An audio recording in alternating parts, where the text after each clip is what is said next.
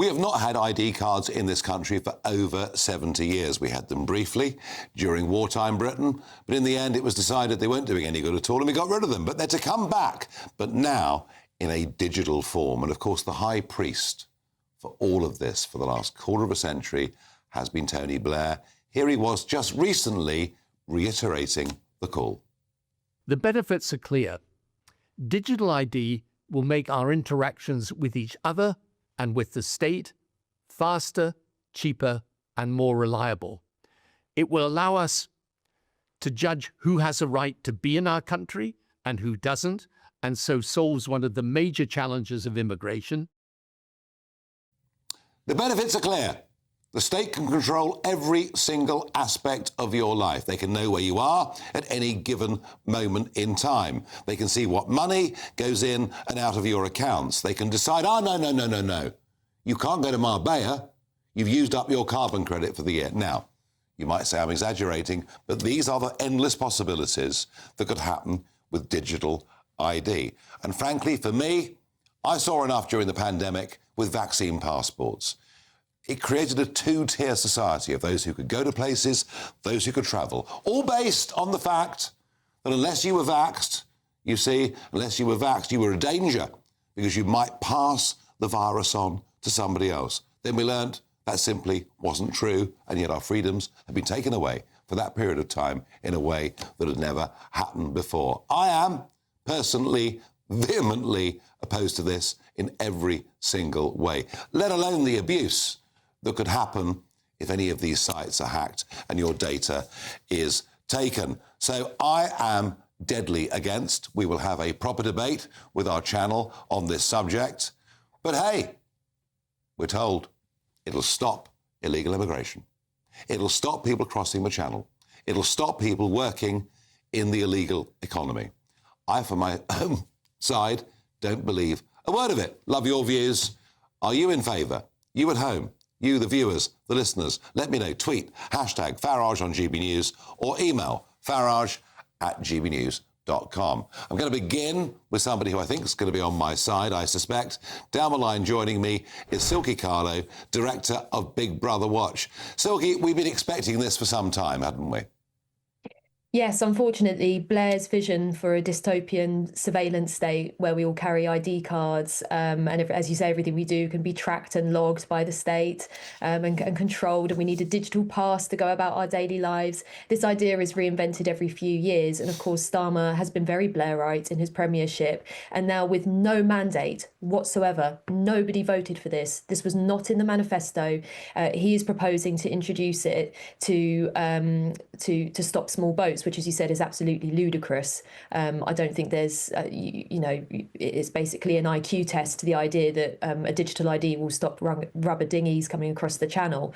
But what this will do is create the infrastructure of a massive surveillance state that will inevitably sprawl into many areas of life.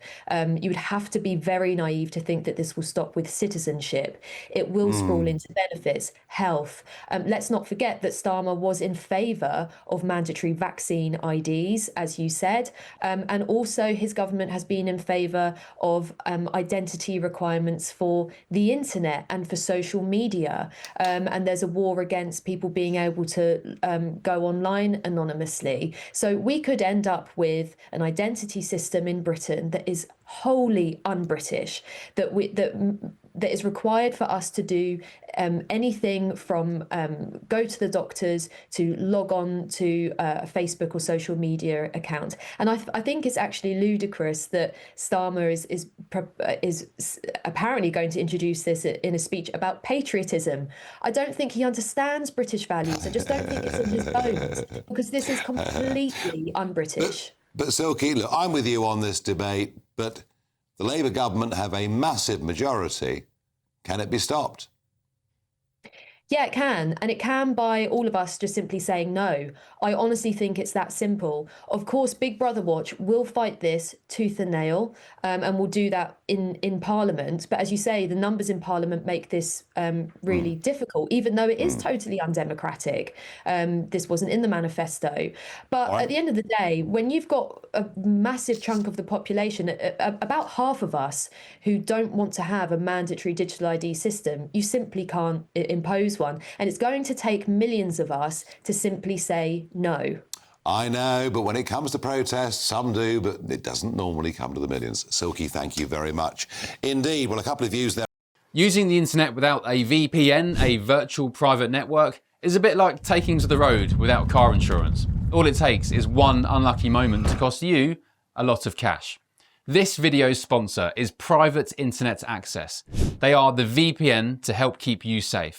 Click the link in the description below to find out why over 30 million people have downloaded PIA to protect themselves online. A virtual private network is an app that hides your IP address and helps keep your data private. When you're browsing the internet at home, you give up a large amount of data to businesses, to shops, and indeed to social media giants too. Hackers have the ability to steal your personal data with ease, including sensitive information such as passwords, keystrokes, and even your personal photos. Private Internet Access helps protect your personal data by encrypting your internet connection to keep your data out of the hands of cyber criminals. And it's not just hackers either to be concerned about. Information can be censored too.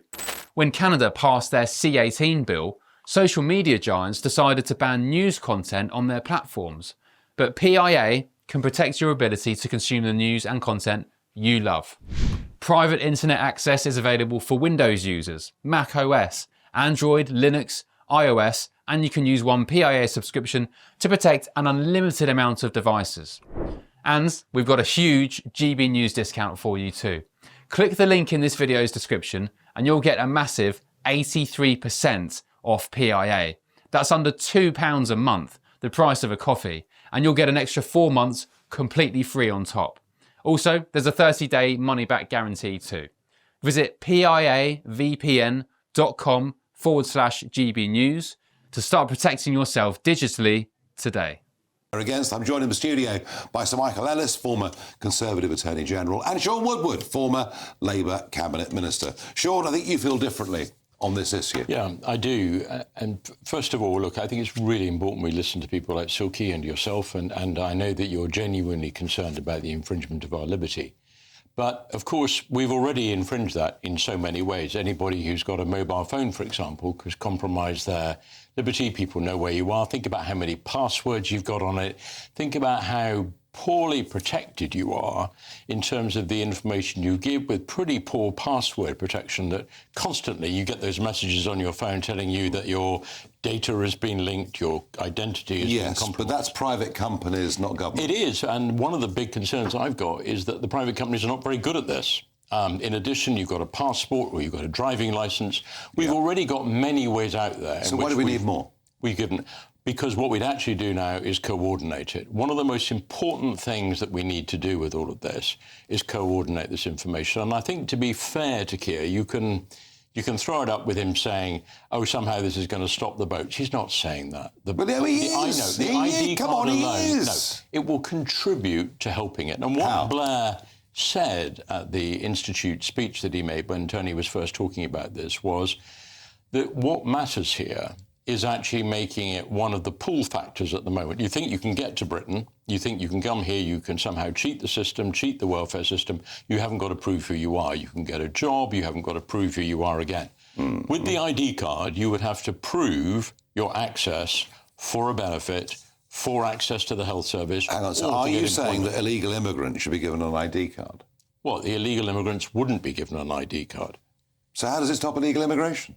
Well, because in order to actually get access to the benefits, you would have to have one. And if you don't get one because you're here illegally, you wouldn't have one. Look, I can see the arguments that you bring all these different bits of data together. There is an argument for efficiency. Yeah. I understand the rationale and logic of the argument. Blair made it, you've just made it. I get that. But Starmer is selling this, or at least we believe he'll sell it, as a means of stopping illegal working. I think he's going to sell it as a way of helping do that. I think what we've seen, and I'm sure people at home now are sitting there thinking, is it a good idea or is it a bad idea? Yeah, they are. And quite rightly they should be having that debate. But what we're learning about immigration and illegal migration, we think of what you announced earlier this week, for example, and the problems immediately that appeared with that announcement and actually making it happen. It's not going to be a magic bullet on any one thing. We're going to have to approach this by a whole range of different methods. And I think one of the methods that we're missing in So this is not the silver bullet? No, this is not the only bullet that's going to deal with it. I think it could help a lot, and I think it could deter quite a lot of people. But it alone isn't going to do it. Do you see my concern, though, when I sort of half joked? You try and book a flight to Marbella, but you're told you've used your carbon credit. This could be used in all sorts of ways. It could be. But I think, as you and I might discuss another time, should reform, for example, form the next government in this country, would it be the first thing that you would repeal as the Prime Minister? Trouble is, and I suspect probably not. There's so much to repeal, I don't know the answer to that. It's not going to work, Nigel. It's not going to work. Why is it not going to work? Look, I'll tell you what. First of all, this is intrusive. It's intrusive on democratic values. Second of all, it isn't going to work. We know why it's intrusive, because eventually, like everything else, there will be mission creep. And this card will be used. It may take 5, 10 years, 15 years, but eventually the card will be used to stop people from doing things that at the moment they have the right to do. That's inevitable, because we see that in everything government does. Just encroaching on liberties and a mission creep into other areas. The state has got bigger and bigger. Of course it has. Hugely bigger than it was the last time in the 1950s that we had ID cards. But it won't work because, look, I was a barrister in criminal practice for many years. If a person is driving their car and you put 10 speed cameras along the road and that person has to worry about doing 35 miles an hour and a 30-mile-an-hour limit, the law-abiding person is affected by that speed. Yeah, I know. I agree. If you've stolen the car, I agree. You don't have to worry about getting however many speeding tickets, and you don't have to worry about whether you're insured or not, or dangerous driving, because unless there are enough police around to arrest you, you can do it with impunity. In other words, what I'm saying is, first of all, if Tony Blair thinks it's a good idea, I think most people should assume it's a bad one. But let me put it to you more logically. He was a quite successful politician in his day. He's a very good politician. I don't deny that for a moment. All right. But let's put it this way. If you're going to say, is it going to work? It won't work, in my view, because people who want to avoid it will avoid it, and it'll be the law-abiding people who will be affected by it. I'm going to put that point to Sean Woodward. And the speeding analogy is quite good, isn't it? Because we've got the embankment just outside here. If you're doing 24 at 3 o'clock in the morning, you might get, 3 points or even a ban. But if you nick the car, it's fine.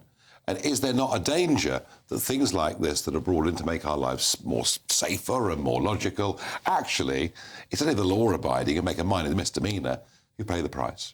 Yeah, well, actually, I recently had experience of those cameras. And it wasn't because I was driving over the number. My car was stolen. And I thought, well, the good thing is there are all these cameras everywhere.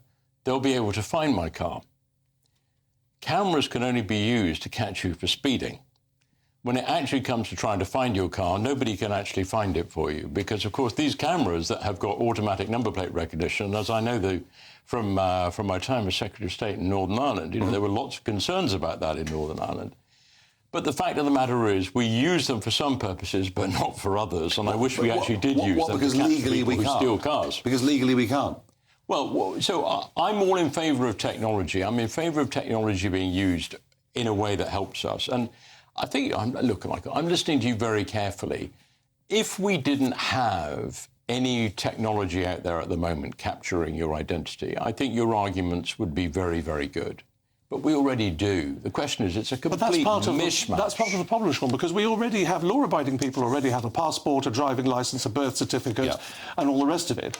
So it's already possible to identify law-abiding people. This is going to be another encroachment by the state. I think it is dystopian. I agree with Big Brother Watch.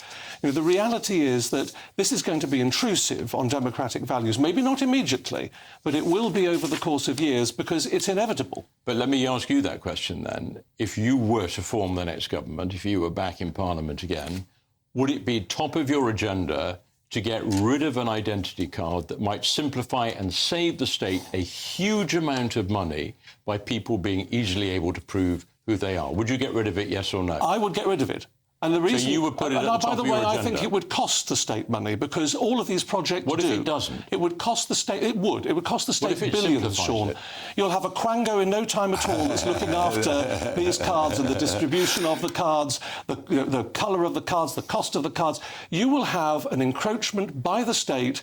I would get rid of it and spend the money on something else. I tell you what, folks, at home, this debate has only just started, but it's important in a democracy that I give you the view of the leader of His Majesty's opposition, Kevin Badenoch, who says there are arguments for and against digital ID. Well, there you are. Now,